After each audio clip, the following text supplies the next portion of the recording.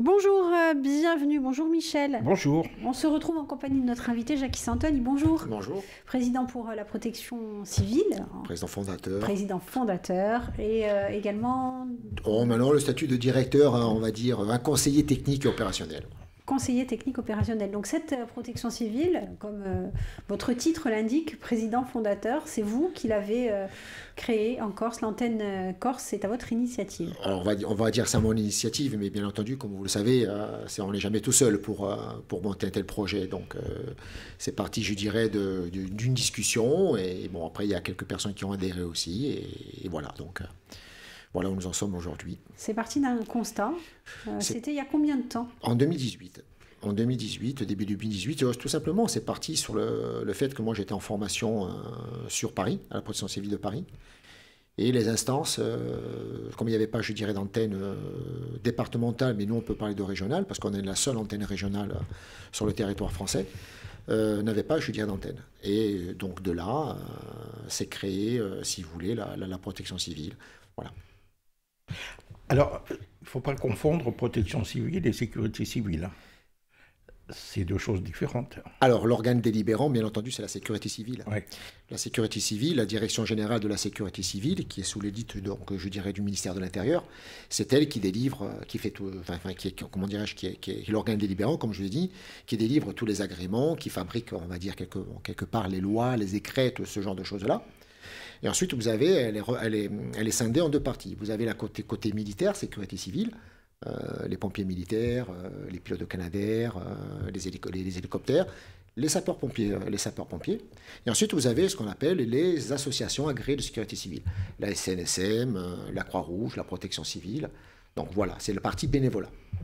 Et la mission première, là, c'est quoi? Donc, c'est par rapport à des situations particulière ou ça peut se faire au quotidien? Alors, ça peut se faire... alors, il y a plusieurs choses. Là, déjà, on n'est pas là pour se substituer aux sapeurs-pompiers et on va dire même nos collègues du SAMU. Ceci étant, demain, il y a une montée en puissance, puisque nous avons des véhicules au même titre que le SAMU, au même titre que les pompiers. On peut venir, s'il y a un problème, ils nous font appel pour venir les aider. Mais au quotidien, si vous voulez, nous, on est là, on est tout ce qui concerne les dispositifs prévisionnels de secours, c'est-à-dire les postes de secours de tout événement sportif, culturel, tout ça. Donc on assure, si vous voulez, les secours. Maintenant, comme je l'ai dit, il y a un plan blanc qui se déclenche, il y a un plan rouge. La préfecture, par l'intermédiaire donc du service, le CRIDPC, peut nous déclencher justement pour venir aider les collègues pompiers ou le SAMU. On vous a vu d'ailleurs participer à des cellules de crise lors des grands épisodes d'incendie, pas plus tard que l'année dernière au mois d'août avec cette fameuse tempête. On a vu la protection civile très présente auprès des populations notamment. Alors, pas la partie incendie parce qu'on n'a pas les compétences sur la partie incendie, mais effectivement, pour la tempête, oui, on a monté, je dirais, deux centres d'hébergement rapidement, un sur au centre Pascal Rossine et l'autre au Palatine. Donc effectivement, on a pris en charge, c'est notre mission, c'est notre mission première, on prend en charge donc toutes les victimes, le suivi psychologique aussi, parce qu'on a des psychologues aussi, déjà des secouristes qui sont formés dans ce domaine-là. Donc c'était oui, effectivement, mais il n'y a pas eu que ça aussi. Donc, il y a eu beaucoup d'autres oui, interventions. Mais ne serait-ce pendant les interventions, je dirais, quand il y a eu les manifestations, malheureusement, à l'accident tragique qu'a subi Yvan Colonne, donc après tous ces jeunes qui étaient dans la rue, donc on était, je dirais, de permanence toute la journée, tout le soir, et on a pris en charge des victimes, je dirais des blessés, qu'on a emmenés, nous, au centre, justement donc, parce qu'on était... Y compris des blessures graves, on a vu sur ces manifestations. Alors il y a des blessures graves, oui, mais bon, après heureusement qu'il y a aussi les pompiers, le SAMU qui étaient sur place, parce que bon, la partie première, c'est la partie médicale, donc il y avait les collègues du SAMU qui étaient sur le terrain. Donc nous, on était là, si vous voulez, en appui, dès l'instant où ils nous demandaient de venir les aider.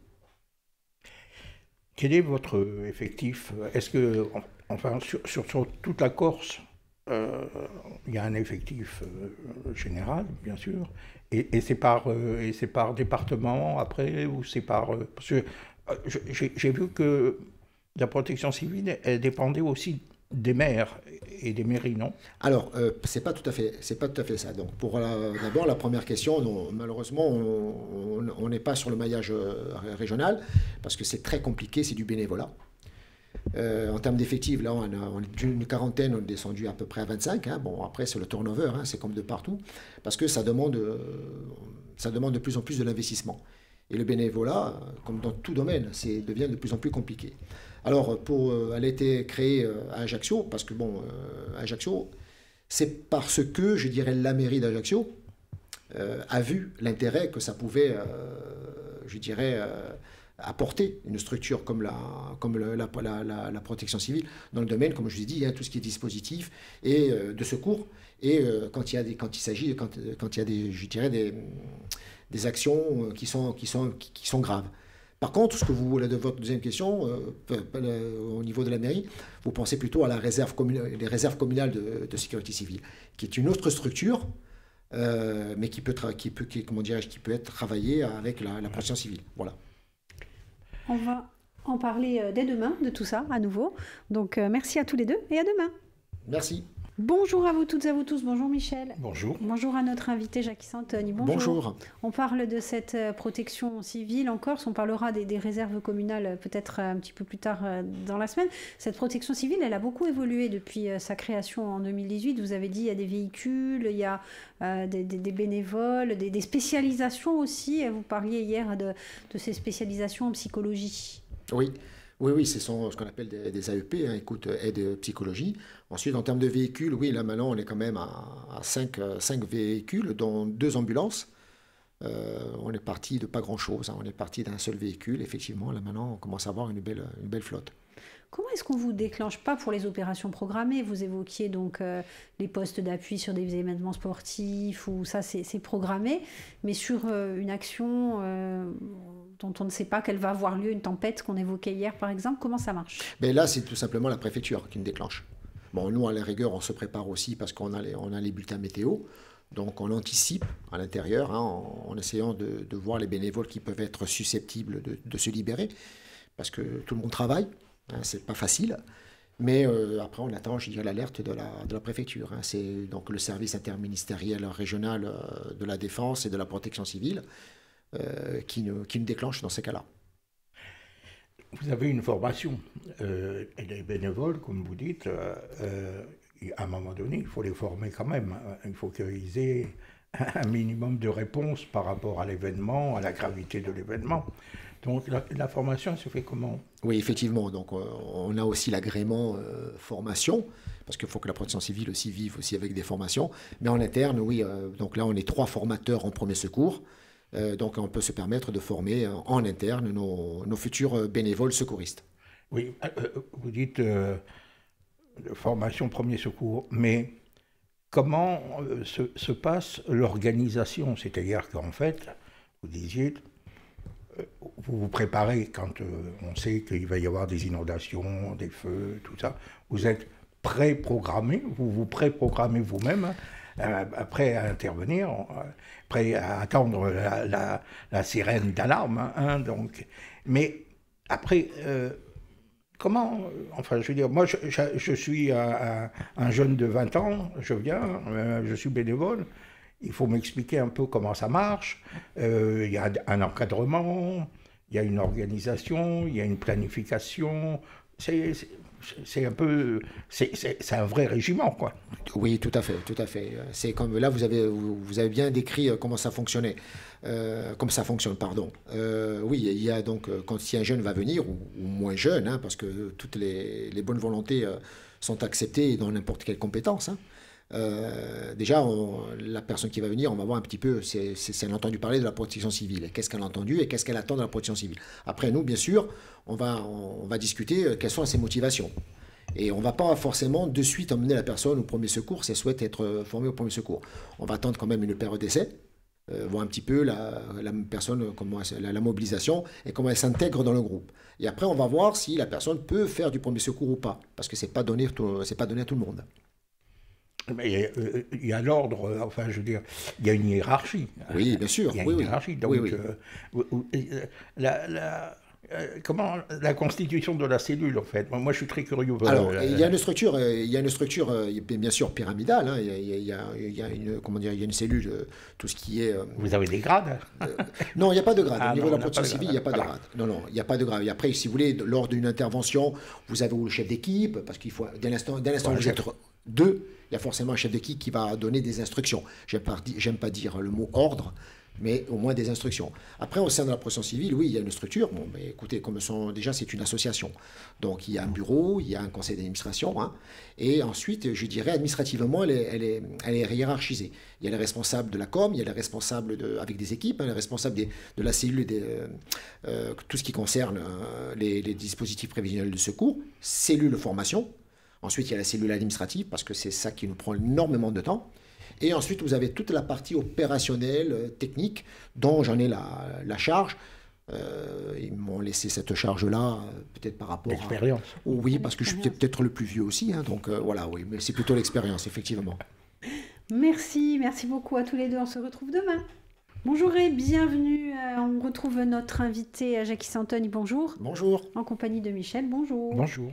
On parle de votre rôle à la protection civile. Ce rôle, donc, on disait hier, en plaisantant, c'est peut-être parce que je suis le plus vieux que je coordonne un peu ça, mais vous avez quand même une certaine expérience dans le milieu des sapeurs-pompiers. Vous avez quand même eu cette expérience qui a fait que finalement ça a pu fonctionner et que ça accroche plus ou moins avec des bénévoles. Qu'est-ce qui fait aujourd'hui qu'on vient vers vous? Quelles sont les qualités d'un bénévole, ou plutôt vous, qu'est-ce que vous recherchez? Ouais, comme j'ai pu vous dire, bon déjà, oui, l'expérience sapeur-pompier m'a énormément apporté. J'ai eu la chance d'être encadré par des personnes extraordinaires, hein, que j'ai la chance de revoir encore maintenant. Hein. Ensuite, je dirais, qu'est-ce qu'on attend d'une personne? C'est très difficile quand on fait, je dirais, quand on va recruter quelqu'un. C'est très difficile parce qu'on s'est souvent trompé. On pensait que la personne pouvait apporter énormément, mais après on s'est aperçu au fur et du temps que c'était pas forcément ça. Je pense que pour être bénévole, donc, comme dans toute structure, il faut être investi et il faut avoir une certaine passion. Dès l'instant où on a une certaine passion, on arrive à faire beaucoup de choses. Mais c'est comme tous les bénévoles actuels qui sont à la protection civile. Voilà, après, passion des autres. Passion des autres, avant tout. Hein, c'est comme je dirais, la première devise de la protection civile, c'est aider. Mais je pense que c'est comme tout. Hein, on est là pour aider les gens, essayer du moins de leur apporter humblement de l'aide. Voilà, et ensuite c'est aimer ceux qui ont envie de faire du secourisme, aimer le secourisme. Parce que la protection civile, j'ai oublié de vous dire au départ, parce que même si elle aurait pu, elle a les agréments comme la Croix-Rouge, si vous voulez, de faire la maraude. Mais nous avons décidé que nous, on ne voulait pas en faire, parce que la Croix-Rouge le fait très bien, et après il y a d'autres structures, style le secours catholique et le secours populaire, mais on aurait pu développer, je dirais, cette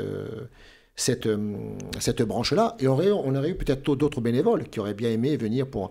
Mais ça, voilà, ça, c'était pas notre domaine. C'était plutôt le domaine, je dirais, du secourisme. On voulait développer le secourisme parce que, bon, on a un manque de secourisme, voilà. Alors, pour être un peu dans le ton de la mode, il y a aussi des femmes, chez les bénévoles, beaucoup de femmes, non? Ah oui, je pense qu'elles sont de plus en plus. Je pense qu'elles commencent à prendre le monopole, effectivement. Ah, et alors, oui. Enfin, je veux dire, qu'est-ce qui détermine un peu la différence, ou des missions peut-être, ou de ce qu'on peut faire en tant que bénévole quand on est une femme? Alors, aucune. Hein. Non, nous, il n'y a pas de... on ne s'est même pas posé la question, finalement. Parce que, bon, une femme, ensuite, elle a sa vision des choses. Et elle apporte énormément. Et je dirais, dans le secourisme aussi, on a pas mal d'infirmières, plus d'infirmières que je dirais que d'infirmiers. Et aussi, ça apporte énormément à la structure. Non, nous, on est très contents, et heureusement, d'ailleurs. Mais bon, je vais vous dire, on ne s'est jamais posé la question. Donc, Est-ce qu'il faut une condition physique pour être membre de la protection civile? On va dire, c'est pas comme chez les pompiers, mais c'est un minimum, c'est comme tout. Si vous n'oubliez pas que vous allez apporter des sacs de secours. Alors, si vous êtes dans un véhicule, ça va, mais vous pouvez monter dans un immeuble où il y a des étages, donc c'est hors de question que vous preniez un ascenseur. Ensuite, vous avez dans la manipulation, un minimum, on demande un minimum. Après, on n'est pas là comme chez les sapeurs-pompiers, il ne faut pas exagérer. Et donc, quand on arrive, prenons un exemple. L'année dernière, il y a eu l'inondation à Noël-Franquini. C'était assez important. On déclenche, donc, et on vous envoie en mission à cet endroit. Ça se passe comment?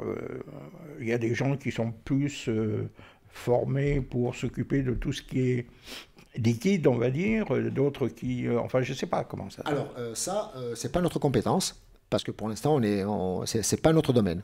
Donc, si on est déclenché pour une inondation, c'est pas nous. Justement, c'est l'objectif, je vous en ai parlé, je ne sais pas si hier ou avant-hier, l'objectif peut-être, je dirais, de la future réserve communale, qui sera sa mission. Une de ses missions principales.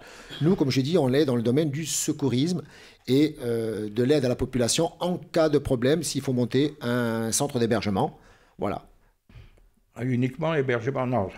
Un centre d'hébergement, je m'entends, un centre d'hébergement, c'est tout ce qui est avec les lits, je dirais, lits catastrophes, avec, je dirais, un PMA, un genre d'un poste médical avancé, avec des secouristes, avec, je dirais, nos bénévoles qui, certains sont formés à l'aide et l'écoute psychologique. Voilà, donc voilà dans notre compétence, avec le secourisme. Le reste, pour l'instant, on n'en a pas et on ne peut pas. C'est pas possible parce qu'il nous faudrait des moyens.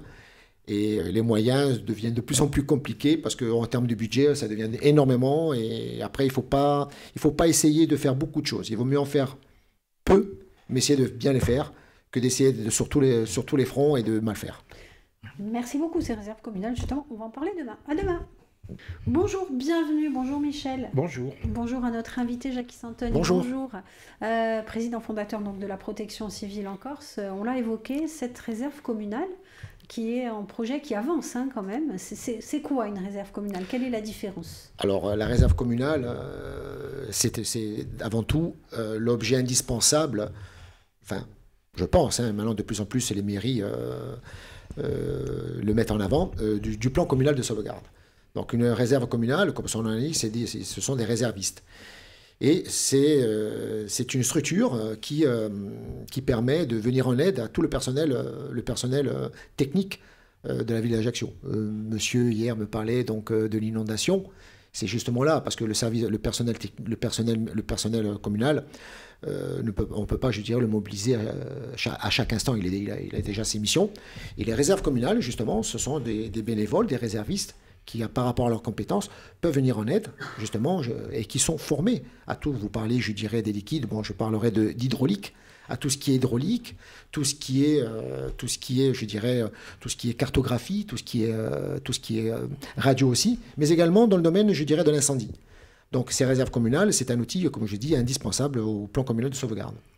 Indispensable ou obligatoire? Parce que le plan communal de sauvegarde, maintenant, il est obligatoire dans toutes les municipalités. Est-ce qu'il y a obligation d'avoir cette réserve communale pour justement assurer ces missions? Alors, c'est pas obligatoire dans le sens que, comme vous l'avez compris, c'est un coût. C'est un budget, donc ne serait-ce pour la ville d'Ajaccio. Je sais que notre élu, Monsieur Volimatch, je l'ai eu à la sécurité d'Ajaccio, bien sûr avec Monsieur le maire. Donc elle a été, si vous voulez, administrativement, elle a été votée à l'unanimité au conseil municipal de décembre 2021. Mais maintenant, c'est toute la partie administrative et budgétaire qu'il faut mettre en place. Bon, c'est un budget, c'est un coût. Il faut laisser le temps de bien préparer tout cela. Je pense qu'un jour ou l'autre, enfin j'espère le plus rapidement, qu'elle verra le jour.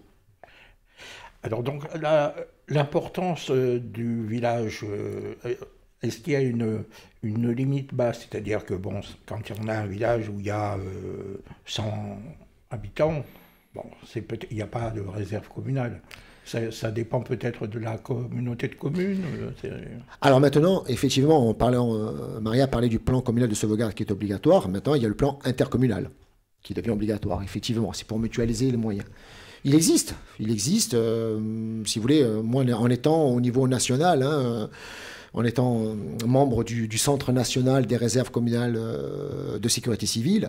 Donc je suis en relation avec certains collègues qui sont coordinateurs de certaines communes de réserve qui sont de 200 habitants. Donc il y en a.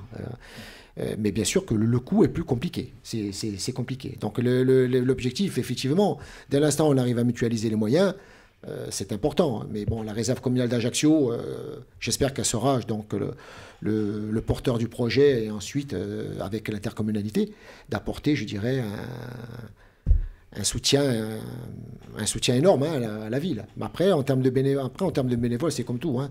Tout dépend, je dirais, de l'objectif que veut se donner, là, je dirais, la municipalité, parce que quoi qu'il en soit, il y aura cette réserve communale, mais quand même, le directeur des opérations de secours restera toujours monsieur le maire. Donc les directives seront données par monsieur le maire. Cette réserve communale, vous l'évoquiez sur une ville comme Ajaccio, avec les problématiques d'inondation, avec les problématiques d'éboulement, mais effectivement, dans d'autres communes, peut-être plus rurales, on peut penser à ces problématiques autour des incendies. Est-ce que là, il y aura besoin d'une formation spéciale en plus? Et est-ce que ça fait partie du budget, justement? Parce que se former à aller lutter contre un incendie ou se former à aller lutter contre des phénomènes climatiques très importants, c'est encore... Tout à fait, Maria. Vous avez mis le point dessus. Effectivement, il y aura une formation incendie. Bon, dès l'instant où une réserve est, si vous voulez, est mise en place, il y a un accord, il y a une convention qui est établie avec, je dirais, les services départementaux donc d'incendie, justement pour mieux émailler les départs, enfin, je dirais, les surveillances des feux de forêt. Donc une réserve communale, elle a aussi cette compétence de pouvoir combattre, on va dire, d'éteindre un feu naissant. Et bien sûr, en rapport avec, en relation radio avec le CODIS, donc elle peut bien sûr signaler un départ de feu, donner, je dirais, justement on parlait hier de cartographie, donc avoir les notions, je dirais, de cartographie et de donner, je dirais, de donner les indications nécessaires pour un départ de feu et éventuellement même de lutter contre le feu. Et ça, c'est hyper important parce que s'il y a ce maillage territorial et ce maillage, y compris dans les petits villages, les feux naissants, c'est le leitmotiv en fait. Hein. Traiter ces feux naissants, c'est le leitmotiv des sapeurs-pompiers. Tout à fait. Si on arrive à, bien sûr à... Bon, après aussi, le maillage, c'est qu'on a la chance aussi... effectivement, avec, je dirais, les habitants de villages qui connaissent mieux que n'importe qui, je dirais, leur endroit, hein, et savoir exactement s'il y a un feu, d'aller de suite sur place.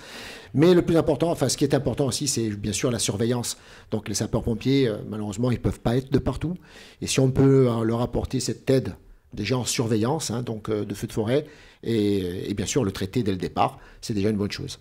Merci beaucoup, à demain. À demain. Bonjour Michel. Bonjour. Bonjour à notre invité Jackie Santogne. Bonjour. Bonjour. On parlait justement de vos diverses missions. Vous avez intégré des instances nationales. Est-ce que c'est important pour la Corse d'avoir un représentant qui a intégré ces différentes instances nationales ? Alors oui, parce que on est, comment dirais-je, de suite au cœur du sujet. Donc on est directement en relation avec la direction générale de la sécurité civile. Ça nous permet, je dirais, de faire remonter des informations. Et autre chose également, c'est que Ajaccio, dès que la réserve communale vient à prendre, je dirais, ses fonctions, on sera la première commune à avoir, je dirais, les compétences nécessaires. Ça va être la ville pilote, quoi. La ville pilote, je dirais, au niveau national. Oui, c'est important. Encore un exemple que la Corse sert de laboratoire. Alors, tout à fait. Mais si vous voulez, on n'est pas tout seul. On a la chance d'avoir, je dirais, dans les instances, que ce soit au niveau de la préfecture, il faut le souligner quand même, hein, d'avoir, je dirais, des personnes qui sont très, comment dire, pas intéressées, mais...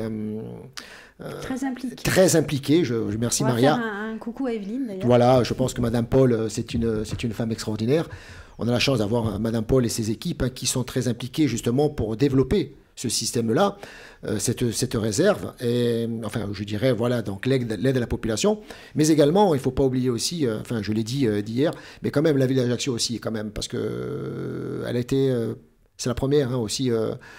Je dis pas ça parce que je suis ajaccien, donc je suis avant tout, hein.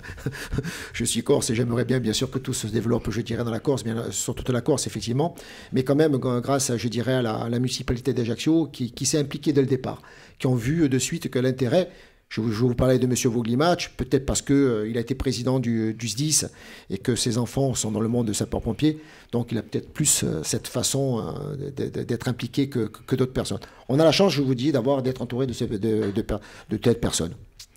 Alors, pour en revenir un peu à ce que vous disiez hier, est-ce que vous pouvez avoir une mission de prévention, c'est-à-dire justement dans des situations où il fait très très chaud, de dire que telle chose à un moment donné peut entraîner un incendie, ou je ne sais pas moi, en vous baladant dans un village, ou voir qu'il y a une toiture qui est en train de bouger, ou qu'un arbre peut tomber.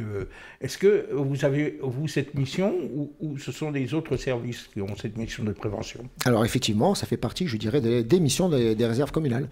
Oui, effectivement. La prévention, vous avez parlé d'un toit qui peut tomber, mais moi je parlerai aussi, je dirais même, l'obligation, ou pour venir aider les gens qui ne peuvent pas à faire, si vous voulez, le débroussaillage.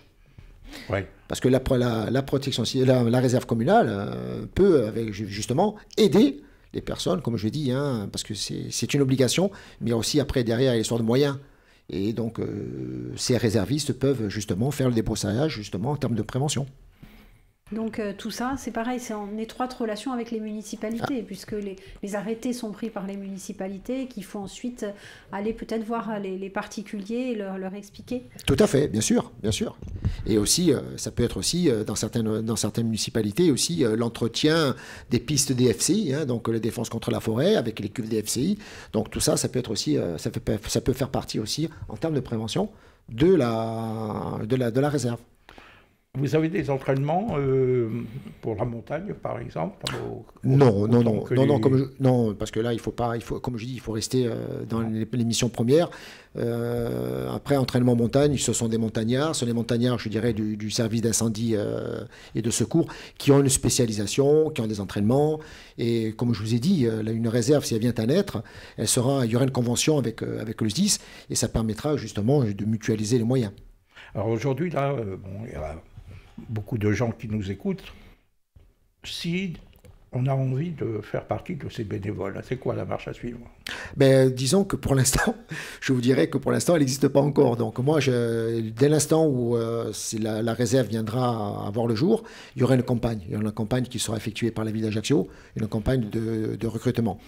Après, justement, tous les bénévoles, quels qu'ils soient, mais c'est la chance qu'on a, moi, si je me réfère à ce qui se passe sur le plan national, c'est qu'on a la chance d'avoir des anciens pompiers, des anciens qui sont à la retraite, des militaires à la retraite, des gendarmes à la retraite, ou d'autres, qui viennent justement, qui sont encore actifs, qui ont besoin d'être encore actifs, et qui viennent intégrer ces réserves communales, et comme je viens de vous le citer, vous avez très bien compris qu'il rapporte le maximum de compétences. Mais il n'y a pas que ça, tout le monde peut venir. Parce qu'il y a des formations, non seulement il y a des formations, mais pendant l'hiver, il y a toute la période, je dirais, de remise à niveau, ce qu'on appelle, je dirais, les formations continues. Il y a encore chez les jeunes cette preuve de vouloir rendre service, de solidarité. Ça existe encore aujourd'hui dans la jeunesse Écoutez, je pense que c'est plus, je dirais, des personnes un peu, je dirais, un peu plus âgées. Nous, en termes de la protection civile, on n'en a qu'un seul de jeune qui a 18 ans. Bon, c'est quelqu'un qui a envie de rentrer chez les pompiers, qui a envie de faire carrière en portant l'uniforme. Mais ça devient compliqué. Les jeunes, je pense que c'est la problématique de chaque parent. Hein, c'est derrière un écran, ça devient compliqué. On espère, on verra bien. En tout cas, si on veut intégrer la protection civile, pas la réserve communale, mais la protection civile, on fait comment? La protection civile, il suffit donc de nous contacter. Hein, donc on est sur Facebook, sur les réseaux, bien sûr. Donc voilà, il n'y a pas de problème. Et nous, on répond, hein, et on reçoit. On reçoit beaucoup, tous les mercredis après soir et tous les samedis, donc nos portes sont ouvertes parce que nous sommes là justement pour faire la révision des véhicules, la mise en route, on revoit les gestes de secours parce que tous les samedis on revoit les gestes de secours parce que ça nous permet de maintenir nos acquis et surtout d'entretenir les véhicules ça devient, je dirais, un sujet de plus en plus compliqué. Financièrement parlant. Très financièrement parlant, oui. Ça devient compliqué. Et il y a des dons possibles? Comment ça se passe? Alors, il peut y avoir des dons, mais on compte plus, je dirais, sur les subventions. Mais bon, là, les subventions, ça devient aussi compliqué parce que, bon, la ville d'Ajaccio, elle a joué son jeu jusqu'à maintenant et elle continue à le faire parce qu'elle nous met à disposition un local. Donc ça, c'est très important. Hein. On ne paye pas de loyer, on ne paye pas les fluides.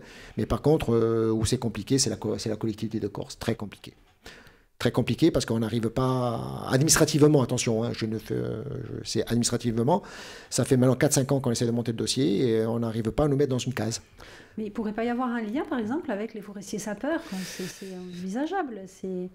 Ou alors, on va dire, le volet social aussi, parce que ce volet social qui prend en compte les publics précaires, les publics en difficulté, ça pourrait, dans les missions de prévention. Mais nous, c'est ce qu'on essaie de faire valoir. Donc là, on est en train, je dirais, de monter encore notre dossier.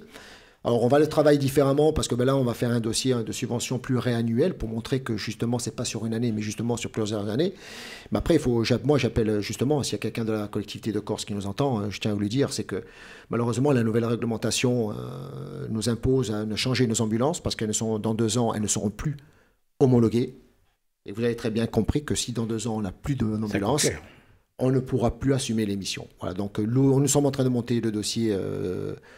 On espère cette fois-ci être reçu et surtout qu'on nous mette dans une case pour avoir cette subvention. Le message est passé en tout cas. Et voilà. Voilà, le message est envoyé. On espère que vous aurez des réponses pour le bien de la population en général. Merci beaucoup. Merci. Au revoir.